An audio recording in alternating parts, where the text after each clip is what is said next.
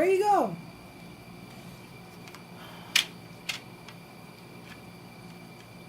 Good morning, my dear souls. I'm so glad you've joined me today. I mean, I've been really having a hard way of it because my camcorder broke. I was trying to use my phone and I cracked the screen. I mean, it's just been a very, very, very interesting time trying to get August 5th up and running. As you can see, I use Egyptian tarot cards. And this is the book I use, The Egyptian Tarot, Clive Barrett. Okay? And this is going to be for Sunday. Sunday and Monday. The August and the 6th. August 5th and the 6th. Because I think those 2 days go together. Sunday is the beginning of the week, you know. I'm going to shuffle again.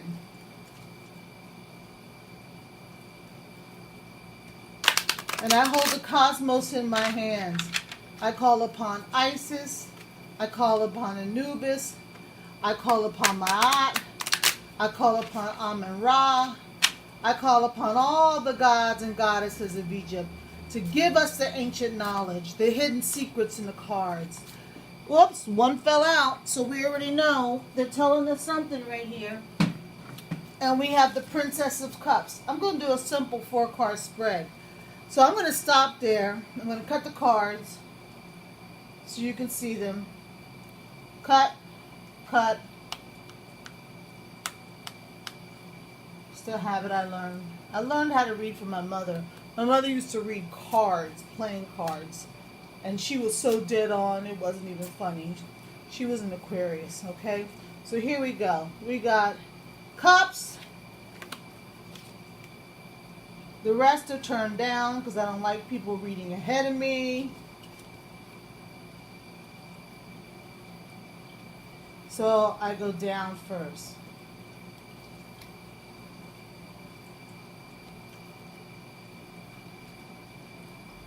There you go.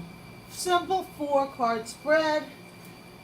And what I will do is also use the Anubis Oracle to give us a message, an overall message.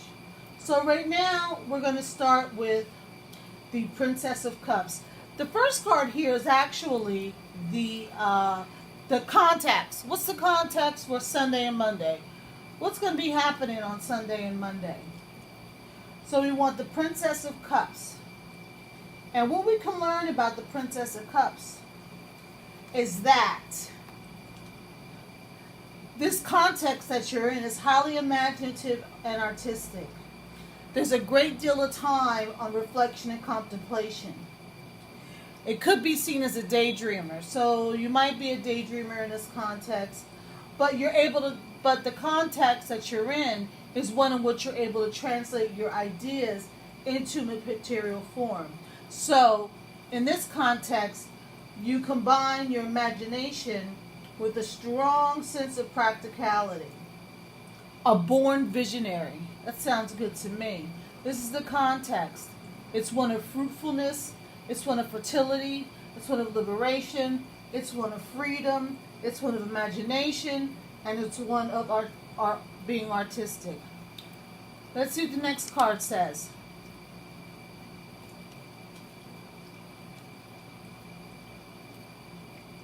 The next card is actually a major arcana. If you can see this, I'm not sure if you can see this. It's a major arcana. It's a woman who looks like she's part of a building. She's pouring water into the river with a pelican nearby. But she's got a building on top of her head. So let's see. This card actually means what are the influences? And this card is called the Star. So here we have you in this context as highly imaginative, reflection, contemplative, visionary, and then we have the Star. The Star is an interesting card to get because it suggests the idea of hope. hope is very important. No matter how things may appear, there will always be hope that provides the strength to keep going. Nothing lasts forever. Imaginative, moving, mover, shaker, contemplation, reflection. Nothing lasts forever. Eventually things improve. So, the influences is one where we see an improvement. The ability to stand firm against adversity. This card suggests a calm after the storm. It seems kind of weird. It's really quiet and you think some horror flick's going to happen. But no, it's really the calm after the storm because the air is fresh and free from the burdens of the past. Let's look at our third card, which is the Three of Cups. And that shows us how we look to others. The Three of Cups, how we look to others. We look happy. We look happy for Sunday and Monday. This card is the Three of Cups. There might have been an orgy going on here. I'm not sure what's happening, but they look like they were getting busy.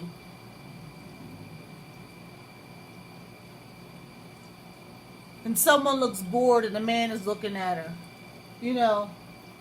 I'm not a stereotype, but nobody likes not to be satisfied. But anyway, this is the Three of Cups. And this is perhaps a marriage or a birth. This is how you appear to other people. You really are into fellowshipping with your family, feelings of satisfaction and deep fulfillment. This card is a card of physical enjoyment and sensuality. So it's really the physicality that's happening here. Which really sort of doesn't go along with anything that's going here. But if you think of the star,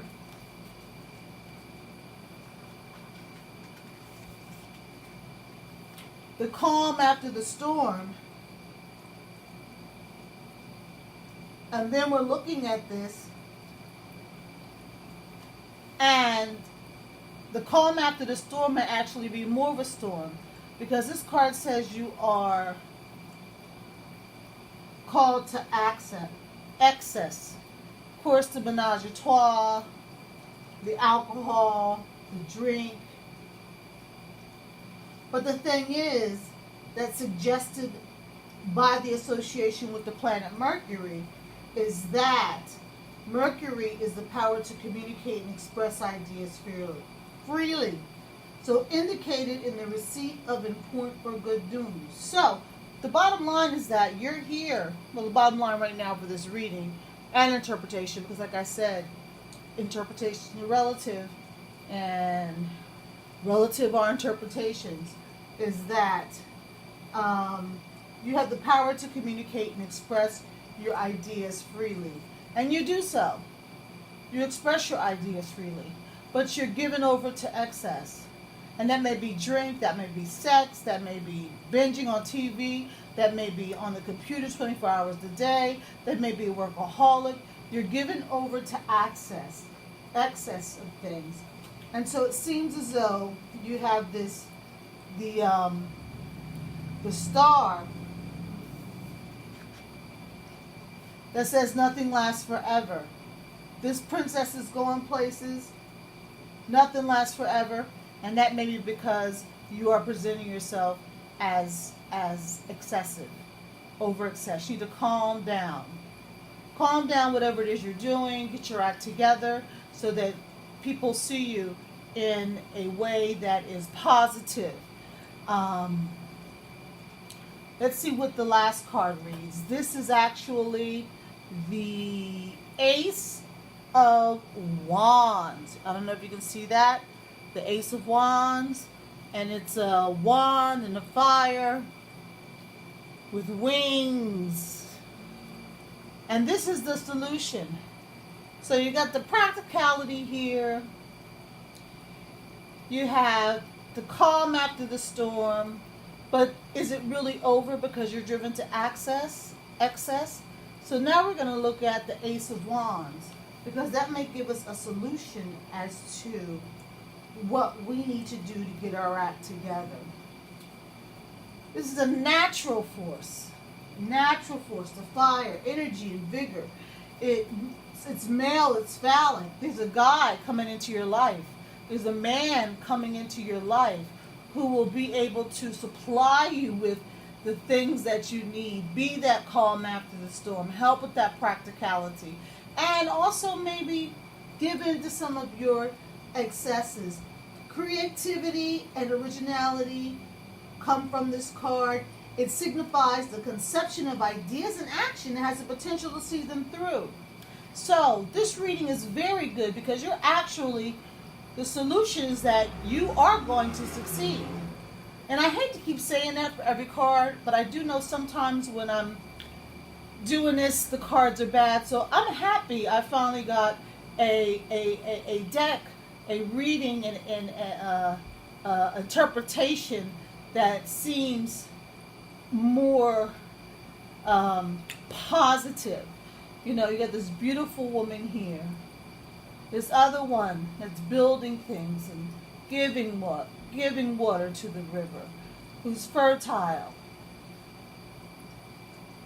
and who is strong. And this influences the context. There may be a woman in your life. There may be a male in your life. There may be any other gender in your life that may be able to provide you with that calm after the storm, that can influence you in a way that is positive and clear.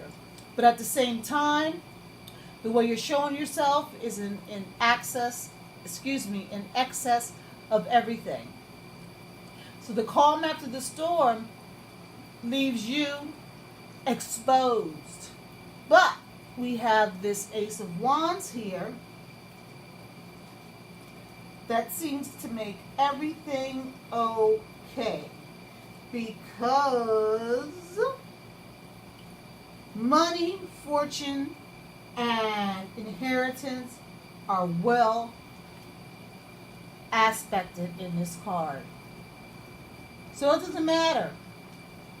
You're going to make out. And money doesn't always mean money. Wealth doesn't always mean wealth. Wealth just means prosperity. Prosperity in your friendships, in your family, on your job, in your life, period. This is the solution. You will overcome. No, there's nothing really to overcome. It's a good reading. So what I want to do now is take a card from the Anubis Oracle and give you a final message. This is the Anubis Oracle.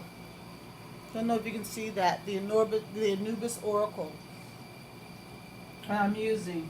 Again, I'm an ancient Greek tarot card reader. Or at least that's what I'm trying to do. For anybody who's been watching my channel, you know I'm a novice. I'm just learning how to do this, and I'm feeling kind of exposed and vulnerable. But in my heart, it's telling me this must be done. So let's see what message of wisdom they're going to leave us with today. Okay? Put that boy right here. Let's turn it over. Ma'at. Ma'at. The balancer. The control of chaos. Harmony. You have Ma'at. This is a wonderful, wonderful, wonderful card to pull out. And it says radiance and balance. And you know, I don't like to just guess on these things. I like to read the message to you. So I'm going to read it directly from the book because I think you need to hear this. They don't have the messages written on them. So let's see here. It's the number 8.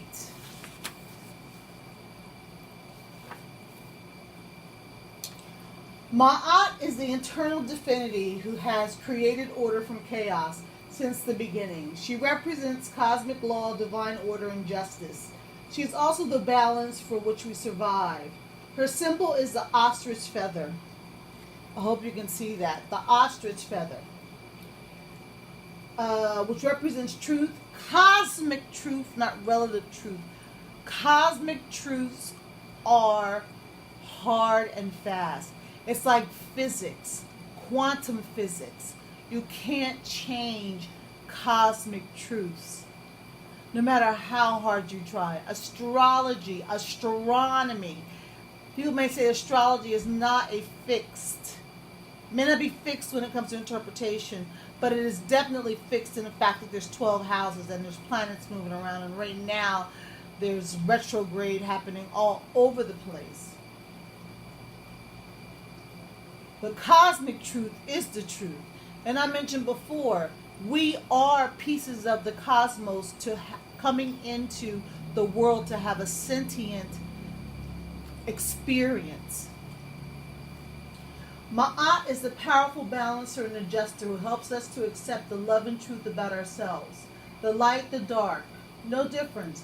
Her brilliance reflects our own light back to us so we may truly see who we are and know where our work lies as we move toward greater wholeness.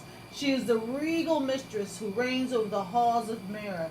She sees beyond right and wrong and creates divine justice in our affairs. All beings serve this radiant one, for she embodies the rule of cosmic law. Not a god per se that's been named by man, but a woman who rules, who is the rule of cosmic law, a mother. Her very being provides us nourishment for the gods, and the Neturu thrive in and through us when we express our lives. In death our hearts are weighed against the feather of Ma'at, and must be found to be as light, so that we are to awaken Osiris, the god of every ancient Egyptian. We lighten our hearts through self-acceptance and self-love. Pulling this card indicates Ma'at is giving you an opportunity to see yourself clearly and love and accept yourself just as you are. Take some moments to merge with Ma'at and feel adjustment and balance she brings to your heart.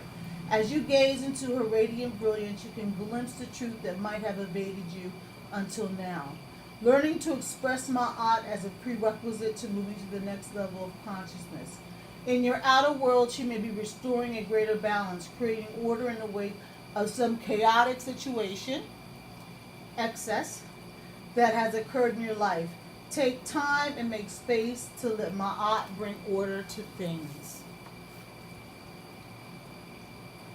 I'm going to leave you with that because that's all I have to say.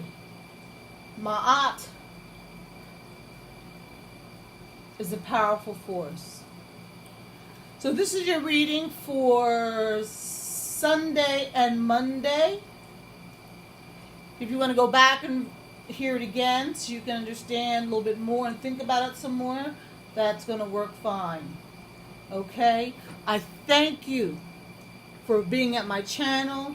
I thank you for allowing a novice such as myself to have a space in this conversation. I bless you with all that I have. I hope that you will have a wonderful day on Sunday and Monday, and that the truth will indeed set you free. Not the egoic truth, but the cosmic intuitive truth that is in all of us. So come back and join me again. My name is High Priestess Summer Rain, and I will see you soon. Thank you.